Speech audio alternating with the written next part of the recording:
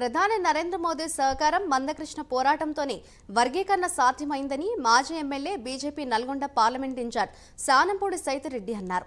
రుణమాఫీ పేరుతో కాంగ్రెస్ మోసం చేసిందని, రైతు రుణమాఫీపై బీజేపీ పోరాటం చేస్తుందని తెలిపారు. రుణమాఫీ కాని రైతులు ఎవరైనా ఉంటే వారు బీజేపీ ఏర్పాటు చేసిన టోల్ ఫ్రీ నెంబర్కు కాల్ చేయాలని కోరారు. అబద్ధపు హామీలతో కాంగ్రెస్ గద్దెనెక్కిందని ఈ సందర్భంగా ఆయన ధ్వజమెత్తారు. హుజూర్ నగర్లో శాండ్, ల్యాండ్ అక్రమ మైనింగ్ యథేచ్ఛగా నడుస్తోందని ఆగ్రహం వ్యక్తం చేశారు.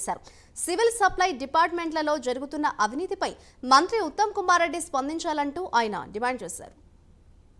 సుప్రీంకోర్టు తీర్పు ఎస్సీ వర్గీకరణ, దానికి మోడీ గారు చేసిన సహాయం, మోడీ గారు ఒక మాట చెప్పిండు అంటే చేస్తాడు అనడానికి ఈరోజు ఎస్సీ వర్గీకరణ ఒక ఉదాహరణ. దాంతోపాటు ఈ ఎస్సీ వర్గీకరణ కోసం తన జీవితాన్ని అంకితం చేసిన మందకృష్ణ మాదిక్ గారికి కూడా నేను ధన్యవాదాలు తెలియజేస్తా ఉన్నా.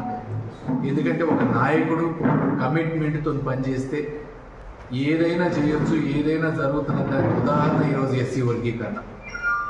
ఎంఆర్పిఎస్ పెట్టి ఎంతోమంది తనని అవమానపరిచినా, ఇక అయిపోయిందన్నా, తనని అరెస్ట్ చేయాలన్నా ఎన్నో రకాలన్నారు.